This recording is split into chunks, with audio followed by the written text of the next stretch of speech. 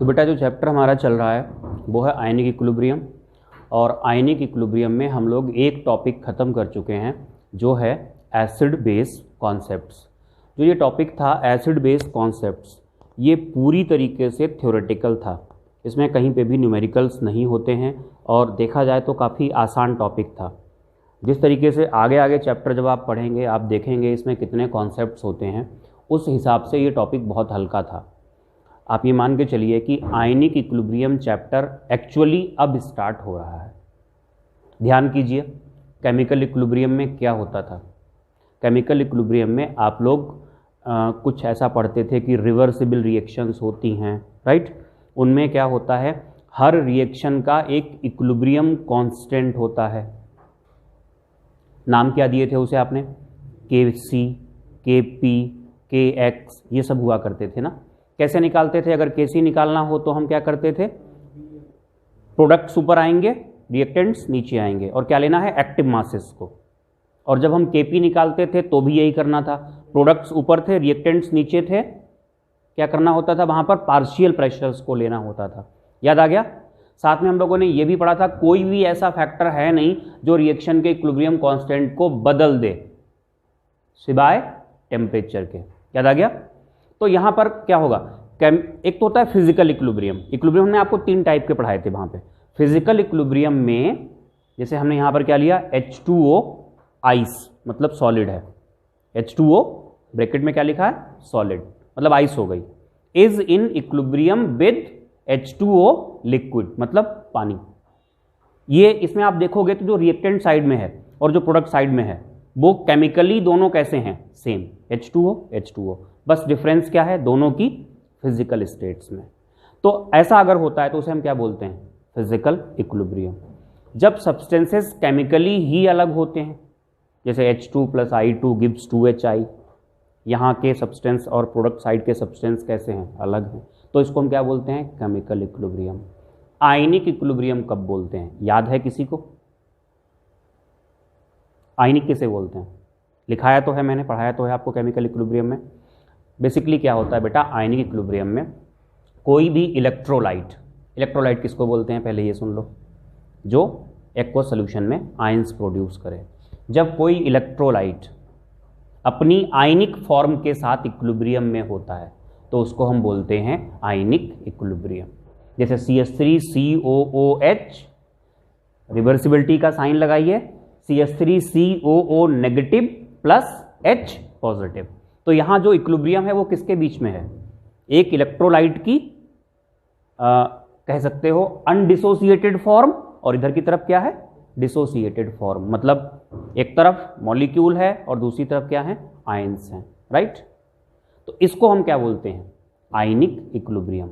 एक चीज और सुन लो, इलेक्ट्रोलाइट्स होते हैं 2 टाइप के। एक होते हैं स्ट्रॉन्ग कौन से होते हैं, जो 100% टूट जाते हैं ऑलमोस्ट। NaCl स्ट्रॉन्ग है। अगर आपने पानी में NaCl के 100 मॉलिक्यूल्स को डाला है, डिसॉल्व किया है, तो सारे के सारे टूट गए होंगे किसमें, Na+ + Cl नेगेटिव। दूसरे होते हैं वीक इलेक्ट्रोलाइट्स, जिनका डिसोसिएशन काफ़ी कम होता है। बहुत, मतलब वीक में भी अब कई कैटेगरीज होती हैं, वीक है, बहुत ज़्यादा वीक है, बहुत ज़्यादा वीक है, वो डिपेंड करेगा कितने % टूटता है। जैसे जो एसिटिक एसिड होता है CH3COH, 25 डिग्री सेल्सियस पे ये लगभग 13% टूटता है, अगर इसकी मोलैरिटी 10⁻³ है तो। भाई कितना टूटेगा ना, ये कुछ और फैक्टर्स पे भी डिपेंड करता है, नेचर के अलावा इस पे भी डिपेंड करता है कि उसकी मोलैरिटी क्या है, मतलब कंसंट्रेशन क्या है, टेम्परेचर क्या है, इन सब बातों पर भी डिपेंड करता है। तो ये वीक इलेक्ट्रोलाइट्स होते हैं। मैंने आपको क्यों बताया इलेक्ट्रोलाइट, क्योंकि जो आयनिक इक्विलिब्रियम होगा वहां स्ट्रॉन्ग इलेक्ट्रोलाइट तो आएगा ही नहीं, वीक ही आएगा। क्यों, स्ट्रॉन्ग इलेक्ट्रोलाइट का मतलब क्या हुआ, NaCl पूरी तरीके से टूट गया, किसमें, Na+ + Cl-। फॉरवर्ड रिएक्शन गई, बैकवर्ड रिएक्शन ही नहीं हुई। जब बैकवर्ड रिएक्शन ही नहीं हुई तो रिवर्सिबिलिटी खत्म, रिवर्सिबिलिटी है ही नहीं, और जब रिवर्सिबिलिटी नहीं है तो काहे का इक्विलिब्रियम। समझ रहे हैं आप बात को। तो आयनिक इक्विलिब्रियम में कभी भी हम स्ट्रॉन्ग इलेक्ट्रोलाइट को डील करेंगे ही नहीं। हम किसको डील करेंगे, हम केवल वीक इलेक्ट्रोलाइट को डील करेंगे। वीक एसिड हो सकता है, जब वीक एसिड को डील करेंगे, जैसे इक्विलिब्रियम कांस्टेंट जो आप लिया करते थे, वहां पे क्या होता था Kc Kp, यहां इक्विलिब्रियम कांस्टेंट्स के नाम थोड़े अलग होंगे। जब एसिड लेंगे हम, वीक एसिड होगा, तो जो इक्विलिब्रियम कांस्टेंट होता है वो होता है Ka, जिसको हम बोलते हैं dissociation constant of acid. Dissociation constant of acid है क्या? इक्विलिब्रियम कांस्टेंट ही है, जस्ट लाइक Kc Kp, बस कुछ चीजों में डिफरेंस आ गया। क्या आ गया वो आपको बताया जाएगा। ऐसे ही जब बेस होगा, वीक बेस होगा, तो वो क्या होता है, वहां Kb लेंगे, dissociation constant of base. Salt की बात करें, सॉल्ट वीक होता ही नहीं है, सॉल्ट तो हमेशा कैसा इलेक्ट्रोलाइट होता है, स्ट्रॉन्ग। इस तरीके से अब फिर अगर हम वाटर की बात करेंगे, वो ना तो एसिड है, ना बेस है, ना ही सॉल्ट है। क्या वाटर तो अलग ही है ना, न्यूट्रल मान के चलते हैं ऑलमोस्ट। बहुत वीक इलेक्ट्रोलाइट होता है, बहुत ही वीक इलेक्ट्रोलाइट होता है। वाटर का डिसोसिएशन जो होता है वो बहुत कम होता है, तो वहां का इक्विलिब्रियम कांस्टेंट Kw आएगा। तो मतलब हम क्या पढ़ने जा रहे हैं, ये सब मतलब एक आपको प्लानिंग बता रहे हैं, चैप्टर की प्लानिंग आप समझ पा रहे हैं। प्लानिंग में हमने आपको क्या बताया, इक्विलिब्रियम क्या होता है, ये आपको याद आ गया।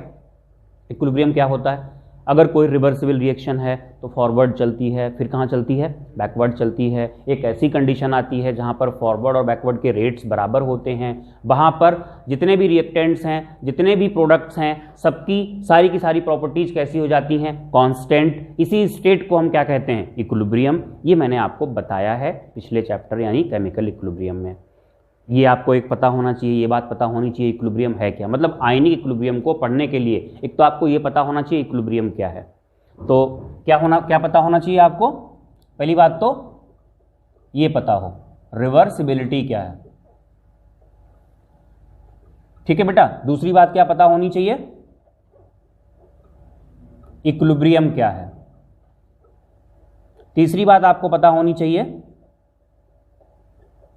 टाइप्स ऑफ, मतलब ये पीछे की बातें जो हम बता रहे हैं, टाइप्स ऑफ इक्विलिब्रियम आपको पता होने चाहिए, राइट। फिर आपको हमने क्या बताया, आपको जानकारी होनी चाहिए किसके बारे में, इलेक्ट्रोलाइट के बारे में। क्या होता है, अभी भी मैंने आपको बताया था कितने टाइप्स के होते हैं ये आपको पता होना चाहिए। कौन कौन से, स्ट्रॉन्ग और वीक। इस चैप्टर में स्ट्रॉन्ग इलेक्ट्रोलाइट का कोई काम ही नहीं है, राइट। किसके साथ डील करेंगे हम, वीक के साथ। क्यों, रीजन मैंने आपको ही बताया था। क्या समझ में आया, ये सारी चीजें तो हमने आपको केमिकल इक्विलिब्रियम में पढ़ा दी थी, ये बात हमने आपको अभी बता दी।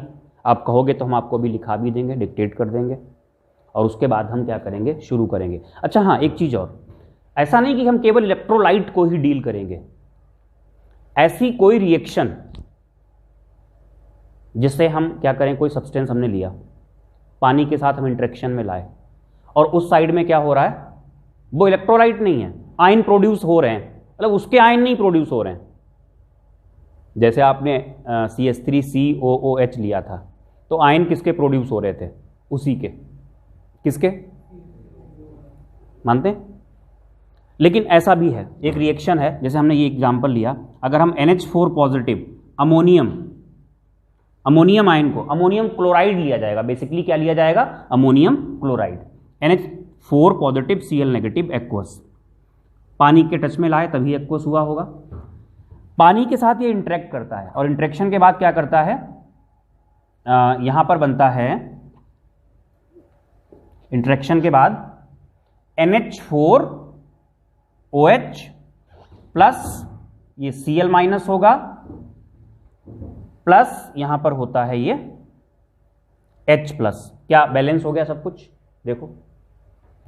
फिर क्या होता है, ये अगर रिएक्शन ओवरऑल देखी जाए, अभी आपके समझ में नहीं आ पा रहा होगा ज्यादा, ये कैंसिल होता है, कैंसिल होने के बाद अगर आप ओवरऑल रिएक्शन देखोगे तो ये आती है निकल के, NH4 पॉजिटिव प्लस H2O, और यहां पर जो होता है रिवर्सिबिलिटी है, यहां पर होता है NH4OH, और साथ में क्या होता है, H पॉजिटिव। ये रिएक्शन है, यहां पर भी आयनिक इक्विलिब्रियम के कॉन्सेप्ट्स लगते हैं सारे, और इस रिएक्शन को हम कहते हैं सॉल्ट हाइड्रोलिसिस। इसको भी हम डील करेंगे यहां पे, लेकिन यहां पर इलेक्ट्रोलाइट वाली कोई बात नहीं है, इलेक्ट्रोलाइट जैसी कोई बात नहीं है। लेकिन हाँ, जो बात है एक जिसकी वजह से हम डील करते हैं, वो ये है कि इस रिएक्शन के होने का जो एक्सटेंट होता है, that is very little, very small. जैसे टूटने का एक्सटेंट को हमने क्या बोला था, degree of dissociation. This reaction is called salt hydrolysis. तो यहां पर हम कहते हैं हाइड्रोलिसिस, डिग्री ऑफ हाइड्रोलिसिस जो होती है वो कैसी होती है, वो बहुत कम होती है। कुल मिला के हम आपको चलो थोड़ा शुरू से लेकर समझाते हैं। पानी कैसा होता है, न्यूट्रल। पानी में हमने NaCl डाल दिया, बताओ अब एक्वस सोल्यूशन ऑफ NaCl कैसा होगा, एसिडिक, बेसिक और न्यूट्रल। क्या उम्मीद करते हो आप? न्यूट्रल होता भी है, आपने उम्मीद अच्छी की, न्यूट्रल ही होता है। NH4Cl क्या है, एसिड तो नहीं है, बेस नहीं है, क्या है, सॉल्ट। पानी में डाल दीजिए, क्या उम्मीद करते हो आप, एक्वस सोल्यूशन कैसा होगा? अभी वो तो तुमने यहां देख लिया बोर्ड पे, लेकिन इन जनरल अगर हम आपसे कहें कि ये सॉल्ट है NH4Cl, एसिड नहीं है, ये बेस नहीं है, आपने इसको पानी में डाला, बताओ सोल्यूशन कैसा होगा? तो आप यही तो कहोगे न्यूट्रल, क्योंकि आपने सॉल्ट डाला, एसिड या बेस तो ऐड किया नहीं, लेकिन एक्चुअली क्या हुआ था, सोल्यूशन कैसा हो जाता है, एसिडिक हो जाता है। तो NaCl सॉल्ट डाला, न्यूट्रल रहा। NH4Cl सॉल्ट डाला, कैसा हो गया, एसिडिक हो गया।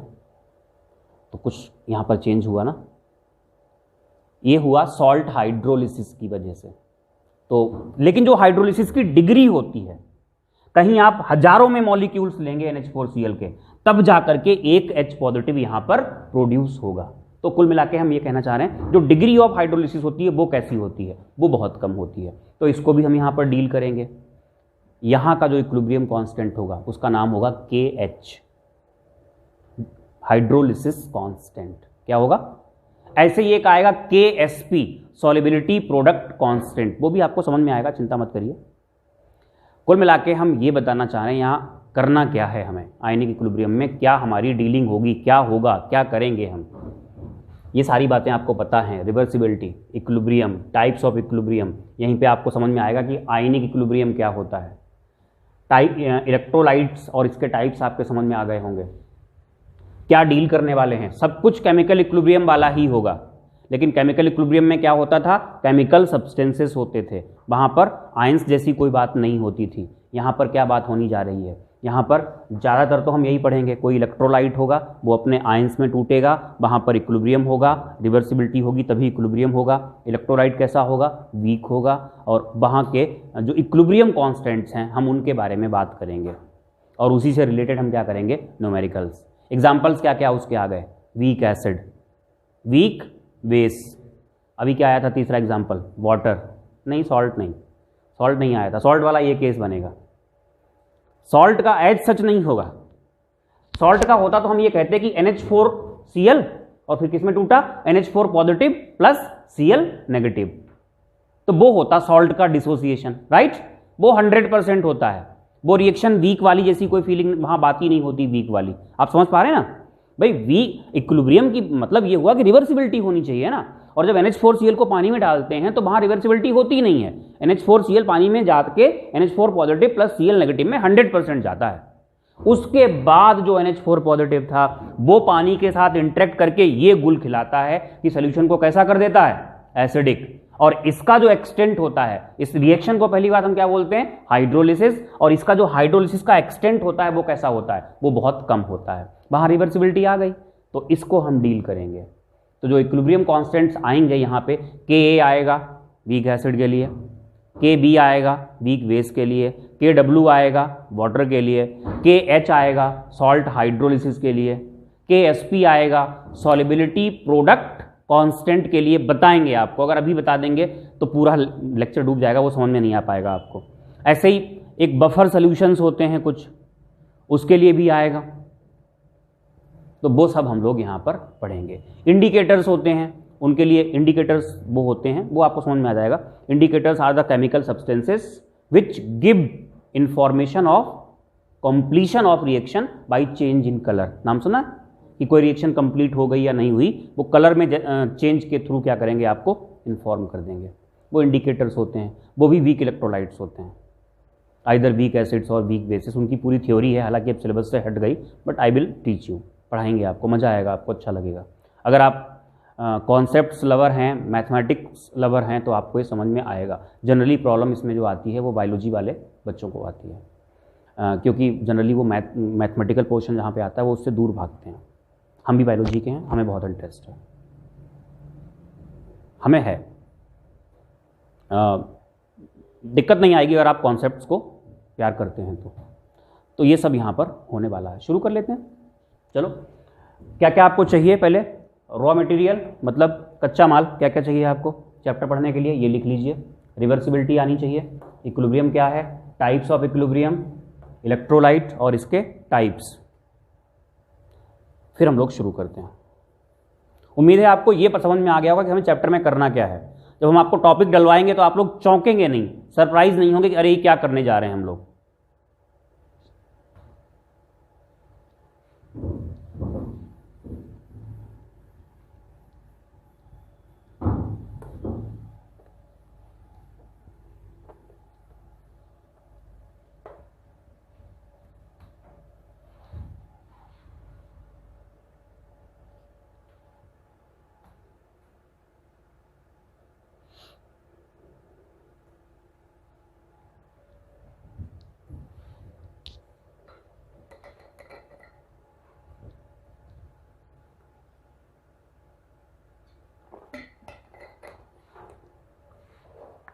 तो लिखिएगा बेटा,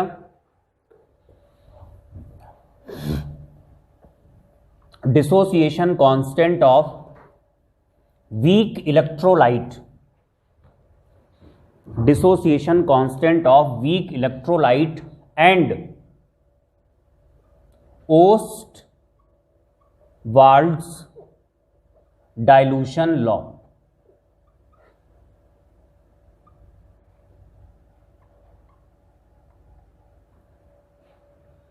dissociation constant of weak electrolyte and Ostwald's dilution law.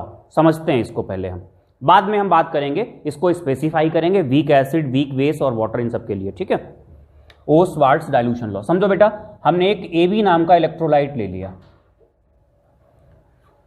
सबसे सिंपल इलेक्ट्रोलाइट जो 2 ही आयन देता है। भाई 2 से ज्यादा आयन्स देने वाले भी तो होंगे इलेक्ट्रोलाइट्स।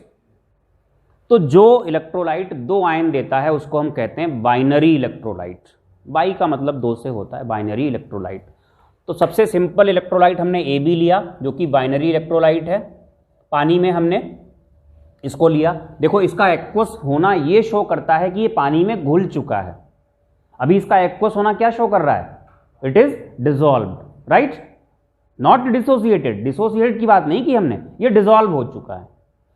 अब हमने क्या किया, डिसॉल्व होने के बाद इसका कुछ पार्ट बनाता है A positive aqueous plus B negative aqueous. Time क्या हुआ? ठीक, AB aqueous, A positive B negative, इसको हम क्या कहेंगे? Dissolved and dissociated.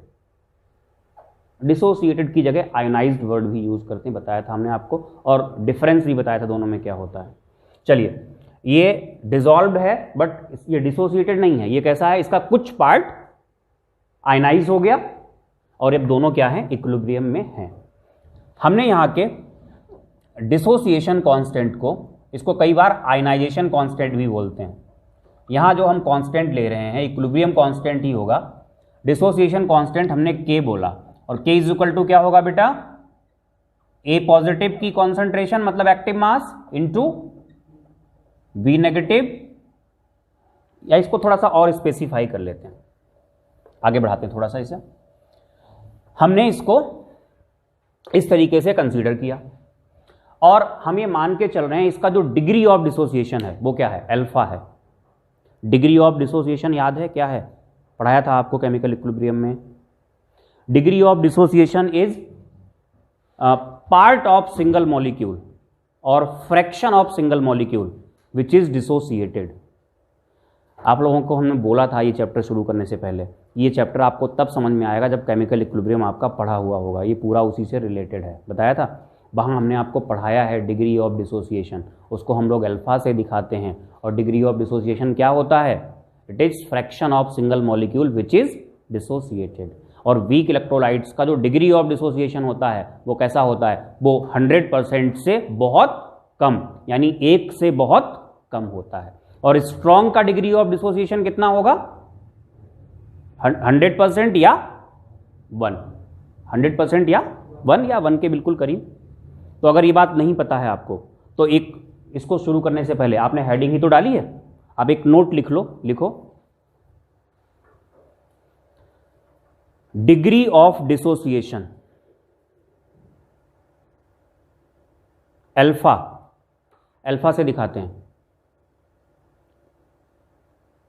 Degree of dissociation alpha is fraction of single molecule,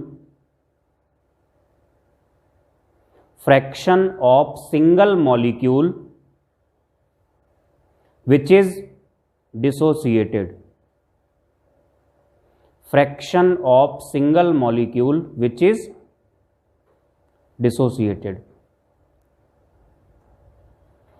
हमने इसका डिग्री ऑफ डिसोसिएशन अल्फा मान लिया। जब भी डिग्री ऑफ डिसोसिएशन के क्वेश्चंस को सॉल्व करते हैं तो टाइम जब जीरो था, मतलब ये टूटा नहीं था, तो हमने इसका एक मॉलिक्यूल लिया या एक मोल लिया, ये कितने थे, 0 और 0। अब इक्विलिब्रियम पे क्या होगा बेटा, एक नहीं लेते हैं, चलो हमने मान लिया इसकी कॉन्सेंट्रेशन कितनी थी, C थी, कितनी थी बेटा, C, मतलब C मोल पर लीटर, C मोल पर लीटर। आप चाहें तो ये लिख लेना, लिखिए late AB is a weak electrolyte, AB is a weak electrolyte which has degree of dissociation alpha at concentration C, which has degree of dissociation alpha at concentration, concentration क्या होगी, C। तो concentration C मोल पर litre है, 0 और 0। ध्यान देना equilibrium पे कितना आएगा बेटा जी, 1 से कितना टूट जाता है अल्फा, C से कितना टूटेगा, C अल्फा। ये हमने ये बताया कितना पार्ट टूट जाए, एक मॉलिक्यूल से कितना टूटता है अल्फा, ये बात मैंने अभी भी आपको बताई थी। Alpha is fraction of single molecule which is dissociated. एक से अगर अल्फा टूटता है तो सी से कितना टूटेगा, तो इक्विलिब्रियम पे बचेगा कितना, माइनस सी अल्फा, कितना बचेगा सी 1 माइनस अल्फा। इसको सॉल्व कर सकते हो, सी माइनस सी अल्फा करोगे, सी कॉमन आ जाएगा, कितना होगा 1 माइनस अल्फा। यहां पर इक्विलिब्रियम में कितना आ जाएगा भाई, इसका जब एक टूटता है तो एक बनता है, इसका टूटा कितना सी अल्फा टूटा तो प्लस कितना होगा सी अल्फा, इक्विलिब्रियम पे कितना हो जाएगा सी अल्फा, ये इक्विलिब्रियम पे कितना हो जाएगा प्लस आप क्या करेंगे सी अल्फा, यानी कितना हो जाएगा सी अल्फा। इतनी बात समझ में आ गई। अब देखो डिसोसिएशन, इसको डिवाइड कर लेते हैं थोड़ा सा, डिसोसिएशन कांस्टेंट, इसको हमने के लिया, के इज इक्वल टू क्या होगा, इसकी कॉन्सेंट्रेशन सी अल्फा इंटू इसकी कॉन्सेंट्रेशन सी अल्फा अपॉन क्या आएगा सी 1 माइनस अल्फा, एक सी कैंसिल हुआ, के इज इक्वल टू क्या बना C alpha square upon 1 minus alpha, right, ये आ गया। तब ध्यान दीजिएगा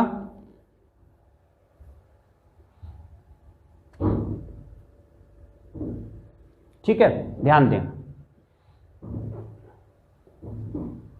ये इतना आ गया, तो k इज इक्वल टू कितना बना बेटा C alpha square upon 1 minus alpha. For weak electrolytes, weak electrolytes के लिए क्या होता है, अल्फा की जो वैल्यू होती है वो 1 से बहुत कम होती है वीक इलेक्ट्रोलाइट्स के लिए, मानते हैं। इसलिए हम क्या करेंगे, जहां भी अल्फा प्लस और माइनस में होगा उसको इग्नोर कर देंगे। 1 माइनस अल्फा को हम क्या मान के चलेंगे 1, तो क्या बनेगा k is equal to C alpha square, ये हो गया। अल्फा कितना होगा, अल्फा होगा k अपॉन सी का स्क्वायर रूट, ये भी आपको याद करना पड़ेगा। यहां से ध्यान देना, सी का मतलब क्या है कॉन्सेंट्रेशन, कॉन्सेंट्रेशन का मतलब क्या होता है mole upon volume, mole upon volume. तो अगर हम देखना ध्यान से, अल्फा इज इक्वल टू क्या करके चलें स्क्वायर रूट ऑफ के, तो नीचे क्या आ जाएगा मोल और यहां क्या आ जाएगा वॉल्यूम। मोल कैसे मान के चलें, हमने इलेक्ट्रोलाइट के मोल चेंज नहीं किए, मतलब इलेक्ट्रोलाइट और ना तो ऐड किया ना वहां से निकाला, तो मोल कैसे हो जाएंगे कांस्टेंट, K कैसा है, कांस्टेंट। तो ये दोनों चीजें जब कांस्टेंट होंगी तो alpha proportional to square root of V आ जाएगा, मानते हैं? जब ये चीज कांस्टेंट है, ये कांस्टेंट है, तो अल्फा प्रोपोर्शनल टू क्या होगा, स्क्वायर रूट ऑफ V। मतलब V का मतलब है वॉल्यूम से, और वॉल्यूम आप कैसे बढ़ाओगे, यहां पर मोल तो आप चेंज नहीं कर रहे हो, सॉल्वेंट और ऐड करोगे। Addition of solvent is called dilution. क्या कहते हैं? तो यही है Ostwald's dilution law. Degree of dissociation of weak electrolyte is directly proportional to square root of dilution. क्या है? Degree of dissociation of weak electrolyte. Weak क्यों कहा? क्योंकि हमने ये देखो कंसीडर किया है, ये किस में होता है, ये वीक में ही होता है। Degree of dissociation of weak electrolyte is directly proportional to square root of dilution. बात समझ में आ गई? तो इस तरीके से ये है, इसको हम लोग अब एसिड्स में और बेसिस में अप्लाई करेंगे। इतना आप कॉपी कर लें।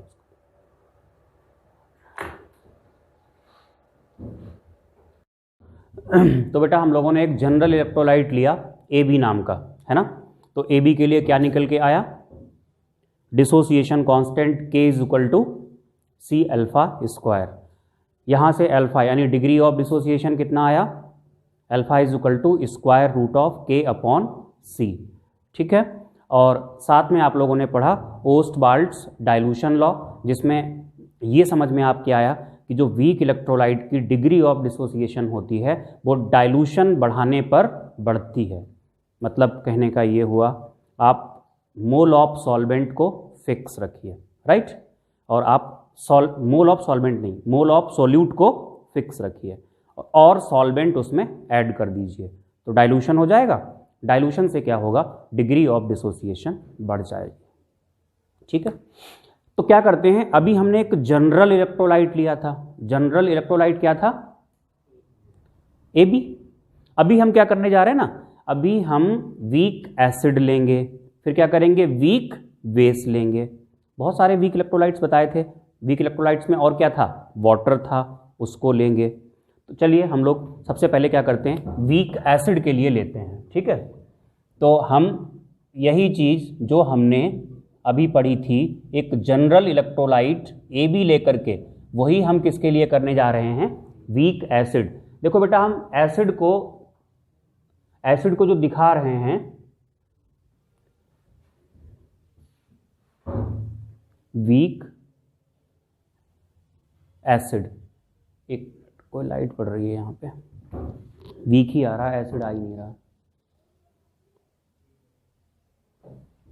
तो वीक एसिड के लिए, जब वीक एसिड के लिए बात करेंगे, हमने इसको रिप्रेजेंट किया HA से। देखो एसिड वो होता है जो H पॉजिटिव दे दे, इसलिए H ले लिया, और A मतलब एक एसिड के लिए सिंबल ले लिया। जब H पॉजिटिव निकल जाएगा तो क्या बचेगा? A negative. और A नेगेटिव को हम क्या कहेंगे? Conjugate base. आपको याद है प्रोटॉन निकलने के बाद क्या बचता है? कॉन्जुगेट बेस ही तो बचता है। एसिड से H पॉजिटिव निकाल लेते हो तो कॉन्जुगेट बेस बनता है, याद आया? और जब बेस में H पॉजिटिव जोड़ देते हो तो कॉन्जुगेट एसिड बन जाता है। ब्रॉन्स्टेड एंड लोरी कॉन्सेप्ट में पढ़ाया हुआ है आपको। देखो बेटा, तो ये वीक एसिड लिया हमने, फिर से क्या किया, इसकी जो कॉन्सेंट्रेशन मानी वो कॉन्सेंट्रेशन हमने ले ली C। कॉन्सेंट्रेशन C लेने के बाद इसकी जो डिग्री ऑफ डिसोसिएशन, जिसको हम लोग किससे दिखाते हैं? अल्फा, वो कितनी है? डिग्री ऑफ डिसोसिएशन को हमने मान लिया, कितना मान लिया? अल्फा।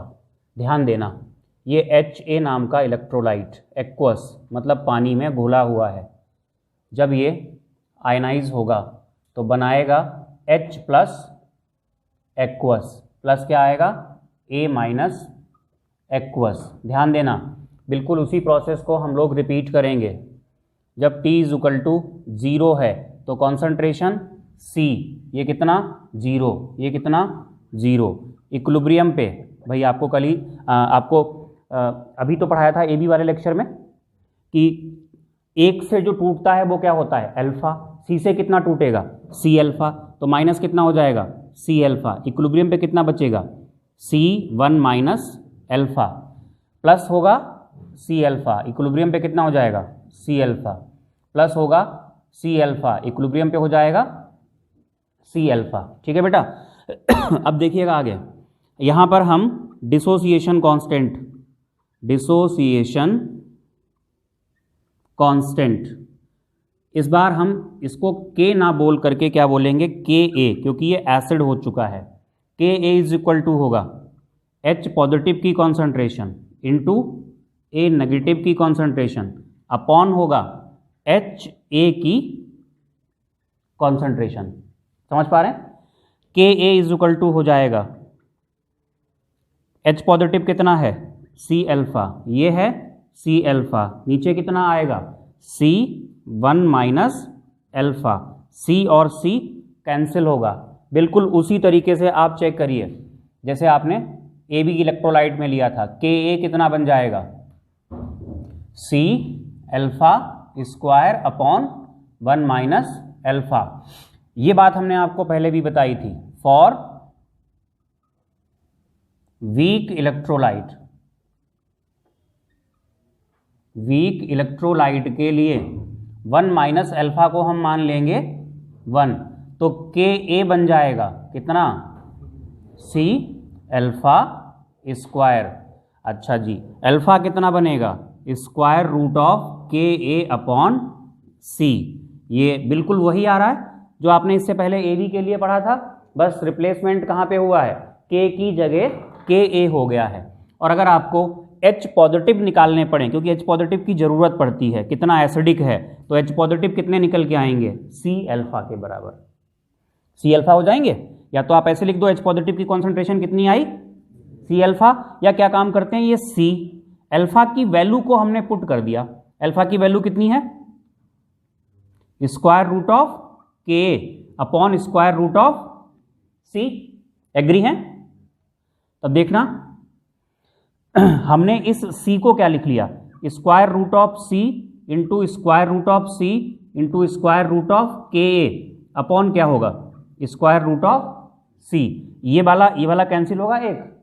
ठीक है, जब ये कैंसिल होगा तो H पॉजिटिव कितने निकल के आ जाएंगे, square root of K A into सी। तो ये भी हम कह सकते हैं इस तरीके से। तो ये हुआ वीक एसिड के लिए। कोई दिक्कत किसी को नहीं? कॉपी करिए। ये चैप्टर आपको परेशान करेगा, लेकिन आप अगर इसमें लगे रहोगे अच्छे से तो आपका ये चैप्टर फेवरेट भी बन सकता है, क्योंकि टफ है। अगर आप अच्छे से पढ़ लोगे तो बहुत मज़ा भी आएगा इसमें। तो जैसे हमने बात की वीक एसिड की, वैसे ही हम बात करेंगे वीक बेस की। तो वीक बेस देखो, वीक बेस को हम यहाँ पर दिखा रहे हैं VOH से। बेस वो होता है जो OH माइनस दे दे, और B वही सिंबल हो गया बेस के लिए। हमने मान लिया फिर से वही, let its degree of dissociation is alpha at concentration कितनी मानी, C। इसकी जो डिग्री ऑफ डिसोसिएशन है वो अल्फा है जब कॉन्सेंट्रेशन कितनी है, C है। तो हमने ये BOH को लिया, सब कुछ वही रहेगा, कुछ भी नया नहीं आने वाला है। एक्वस है, ये जब आयनाइज होगा तो बनाएगा B पॉजिटिव एक्वस, साथ में होगा OH माइनस एक्वस। ठीक है, ये बन गया। जब टाइम 0 था तो C 0 0। अब बार बार समझाने की ज़रूरत तो है नहीं, इक्विलिब्रियम पर हम डायरेक्टली लिख रहे हैं C 1 माइनस अल्फा। ये कितना होगा, C अल्फा डायरेक्टली लिखेंगे। अब जो डिसोसिएशन कांस्टेंट होगा उसको हम किससे दिखाएंगे, डिसोसिएशन कांस्टेंट को हम दिखाएंगे KB से। तो KB फाइनली कितना निकल के आएगा, C अल्फा स्क्वायर। अब पूरा लिखने की क्या ज़रूरत है, 2 बार तो आप लिख चुके हो। देन अल्फा कितना निकल के आएगा, square root of KB upon C। ठीक है, इसके बाद अगर हम बात करें OH नेगेटिव आयंस की कॉन्सेंट्रेशन क्या होगी, तो OH नेगेटिव आयंस हो जाएंगे, देखो दिख रहे हैं आपको कितने हैं, C अल्फा के बराबर। या इसी को जब हम फिर से सॉल्व करेंगे, अभी हमने एसिड के लिए सॉल्व किया था, तो कितने हो जाएंगे, Kb इंटू सी के बराबर। तो ये हम लोगों ने वीक एसिड और वीक बेस को ख़त्म किया, उसके इक्विलिब्रियम कांस्टेंट्स, उसके जो डिसोसिएशन कांस्टेंट्स हैं उनको ख़त्म किया। आप इसे कॉपी करेंगे, यहाँ से हम क्वेश्चंस करेंगे, ठीक है, एक दो क्वेश्चंस लगाएंगे और उसके बाद जो नेक्स्ट लेक्चर हमारा होगा वहाँ पर हम वाटर को लेंगे, और वाटर वाले केस में थोड़ा हमें ज़्यादा पढ़ना होता है, ठीक है, तो वो हम उस लेक्चर में लेंगे, नेक्स्ट लेक्चर में। लिखिएगा, इसको कॉपी करिएगा, फिर क्वेश्चन लिखाते हैं आपको। क्वेश्चन लिखिएगा, dissociation constant of acetic acid, dissociation constant of acetic acid. Acetic acid तो जानते होंगे ना, एक वीक एसिड होता है, ये होता है acetic acid CH3COOH। Dissociation constant of acetic acid is, इसका K हम आपको बता रहे हैं, एसिड का K ही होता है, is 1.8 into 10⁻⁵ at 25 degree Celsius temperature, at 25 degree Celsius temperature. Full stop के बाद लिखिएगा, calculate its degree of dissociation and H positive concentration, and H positive concentration in 10⁻³ molar, in 10⁻³ molar aqueous solution of acetic acid, aqueous solution of acetic acid. करिए इसको, देखो बेटा, अगर आप इस क्वेश्चन को सॉल्व करेंगे तो ये एसिटिक एसिड एक्वस है और इसकी कॉन्सेंट्रेशन कितनी दी गई है, 10⁻³ मोलर। चलिए वो हम देख लेंगे। ये जब आयनाइज होगा तो कैसे होगा, CH3COO नेगेटिव, कितना, ये इस तरीके से एक्वस, और H पॉजिटिव, ये भी कैसा होगा, एक्वस। बेटा हम टाइम 0 पे इसकी कॉन्सेंट्रेशन C मान रहे हैं, ये होगी 0 0। इक्विलिब्रियम पे ध्यान दीजिएगा, C बार बार हमने कराया है इसलिए डायरेक्टली यहाँ पे लिख रहे हैं, C 1 माइनस अल्फा, ये कितना होगा C अल्फा, और ये कितना होगा C अल्फा। बेटा जी अगर आपको याद हो तो इसको हम ऑलमोस्ट कितना मान लेते थे, 1 माइनस अल्फा को हम क्या मान लेते थे, नहीं 1 माइनस अल्फा को हम 1 मान लेते थे, तभी तो ये C आएगा निकल के। अरे भाई पहले हमने क्या किया था, जब डिसोसिएशन कांस्टेंट लिया था वहां जाके 1 माइनस अल्फा को हम लोगों ने 1 किया था, अभी हमने क्या किया, डायरेक्टली कर लिया। बात समझ में आई? क्या पूछा है आपसे, मत करो इसको, कोई जरूरत भी नहीं है। क्या पूछा है आपसे, पहला पार्ट पूछा है आपसे डिग्री ऑफ डिसोसिएशन, तो अगर हम इसकी अल्फा फाइंड करें तो आपको फार्मूला तो पता ही है, from Ka is equal to क्या आता है, C अल्फा स्क्वायर, राइट, और अल्फा कितना आता है, square root of Ka upon C, C भी स्क्वायर रूट में होगा। तो इसको बस सॉल्व ही तो करना है, इसको सॉल्व करते हैं। अल्फा ये हो जाएगा 1.8 इंटू 10⁻⁵, और नीचे कितना होगा 10⁻⁻3, क्योंकि C की वैल्यू दी है ना आपको 10⁻⁻3। एसिटिक एसिड की कॉन्सेंट्रेशन कितनी है 10⁻⁻, ये हमने आपको दिया था, और Ka भी दिया था, तो ये वैल्यू हो गई।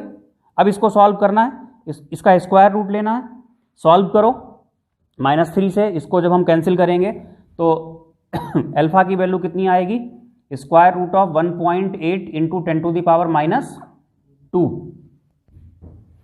जब आप 1.8 का स्क्वायर रूट लोगे तो अल्फा होगा 1.8 का स्क्वायर रूट आता है 1.34, और इसका स्क्वायर रूट 10⁻⁻1, स्क्वायर रूट में पावर्स हाफ कर दी जाती हैं, तो अल्फा की वैल्यू कितनी बनी 0.134, ये आएगी। या इसको अगर आप परसेंटेज में लिखना चाहते हो तो आप लिख सकते हो 13.4%। वैसे ये ज़्यादा अच्छा है, यही आंसर आप लिख करके आइएगा। तो पहला पार्ट क्वेश्चन का सॉल्व हो गया। क्लियर हुआ? बोलो। फिर क्या पूछा है आपसे? आपसे पूछा है H पॉजिटिव आयंस कितने होंगे। बहुत सिंपल है, आप डायरेक्टली C अल्फा से निकाल लो ना। C की वैल्यू कितनी है 10⁻³ और अल्फा की वैल्यू अभी अभी आई है 0.134, तो यानी कितना हो जाएगा जब आप इसको सॉल्व करेंगे तो 1.34 इंटू 10⁻⁻4 मोलर। यही आ रही है ना बेटा। तो ये इस तरीके से हमने जो एसिड और बेस के लिए डिसोसिएशन कांस्टेंट लिया था उसका एक क्वेश्चन सॉल्व किया। नेक्स्ट लेक्चर में हम लोग अब बात करेंगे किसकी? वाटर की। वहाँ जो इक्विलिब्रियम कांस्टेंट होता है वो Kw होता है और Kw को हम लोग बोलते हैं आयनिक प्रोडक्ट ऑफ वाटर, उसको हम लोग डिस्कस करेंगे। तो इसको आप लोग कॉपी कर लीजिए, नेक्स्ट लेक्चर में बात की जाएगी।